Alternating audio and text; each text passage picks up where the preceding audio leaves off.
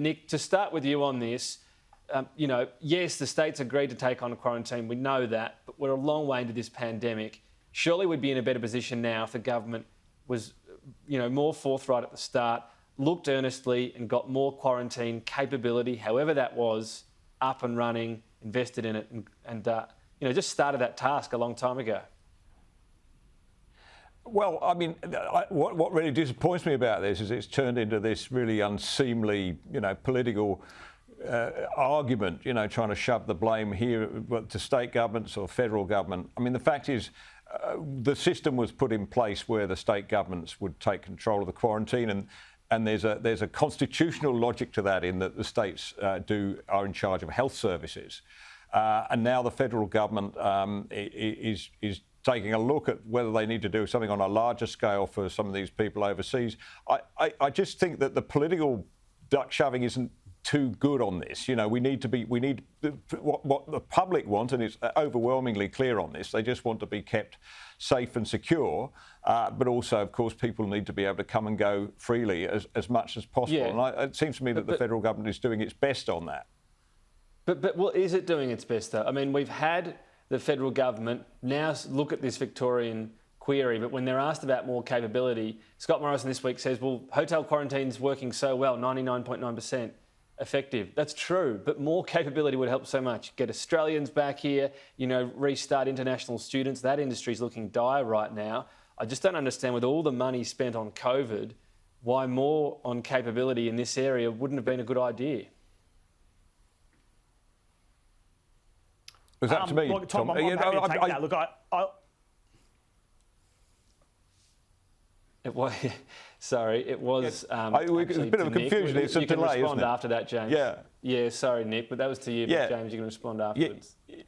Look, I think that in these circumstances there is a safety-first approach. Now, whether I personally agree with that is another matter. But the fact is that the people overwhelmingly show their preference for that kind of approach. And I think that's what the government's been doing.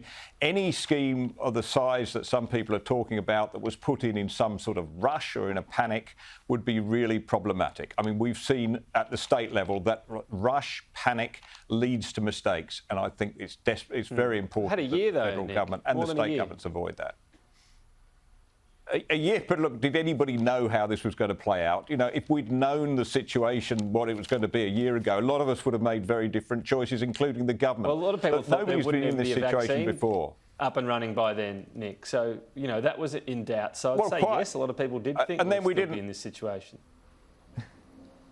The Prime Minister said at the very start of this, mistakes will be made because we're in a new situation. That's exactly what's happening. And the public are much more forgiving, I think, than some of the journalists on this, if you look at the way this is being received via the public opinion polls.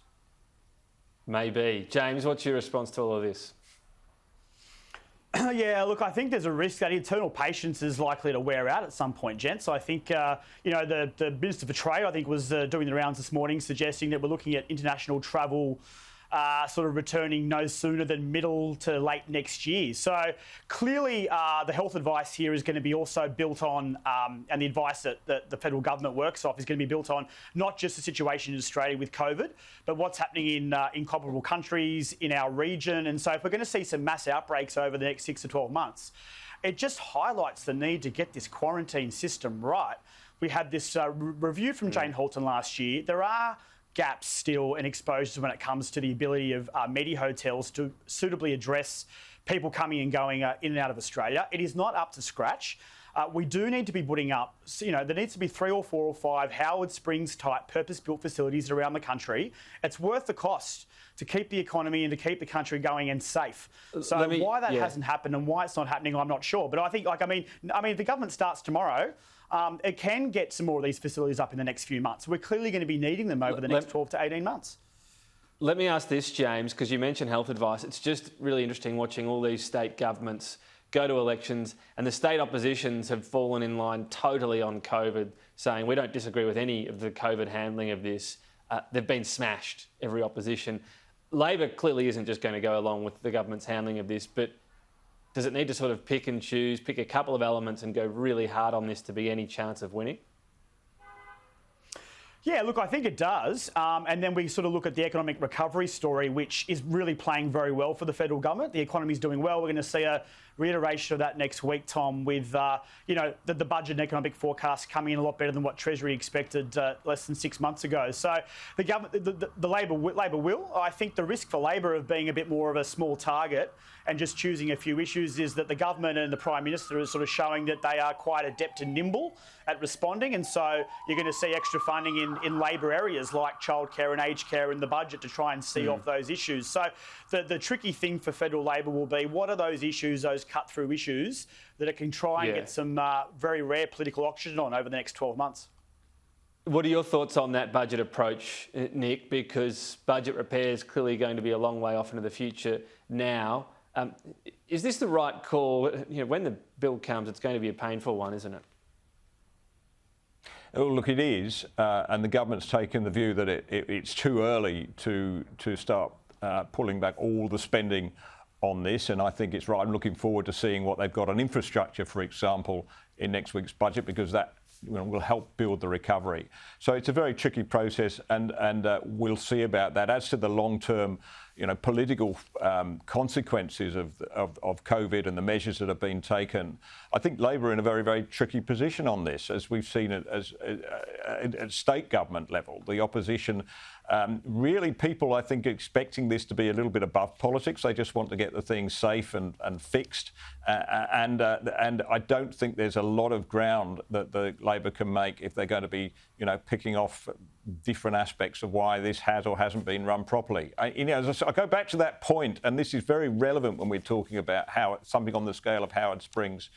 We see time and time again when governments rush into big projects and big reactions, there are mistakes. And certainly if I had the Prime Minister's ear, I'd be cautioning him against doing anything dramatic too fast. Governments need to do these things well and properly, and that takes time. Yeah, maybe, I don't know, maybe I'd be a slightly different advisor. I would have been saying, get it done a year ago, but I'm not a political advisor. It's all theoretical. James, finally to you on Hindsight's a wonderful thing, Tom. I know it is. It's very easy sitting as a member of the Fourth Estate sometimes. James, the comments from Anthony Albanese on being a cautious spender this week, I found this really interesting. I mean, this seems different to the government's emphasis. What's he trying to say, and is it the right message? Well, I think it's probably in line with the approach that he shepherded after the last election, and the answers for Anthony were that the Labor was too much of a big target. Too much by way of high spending and high taxing policies, and the changes he's already made are much more suited to perhaps a smaller target opposition, choosing a couple of issues and focusing on those, and that means a need for less revenue and less cutting expenditure. So I think that's sort of signalling that there's going to be a couple of areas which Labor's going to be focusing on, and I actually think that in line with it over the next 12 months, you'll probably see Labor, Tom, look at repurposing and maybe cutting some existing government programs to sort of reprioritise for its own spending, rather than going back to the well on negative gearing and capital gains and those sorts of issues too. So look at, that's clearly in line with Anthony establishing himself and his leadership credentials, and he wants to make that as a way of him signalling him apart from the current government, perhaps. So it'll be interesting to sort of see how that plays out over the next 12 months too. Yeah, it will. Finally, in the federal sphere at least, people opposing spending because it's sort of been a spending competition of late. So that will be interesting when it begins. James Cullen, Nick, Kate, I've got to leave it there. Talk again soon. Thank you.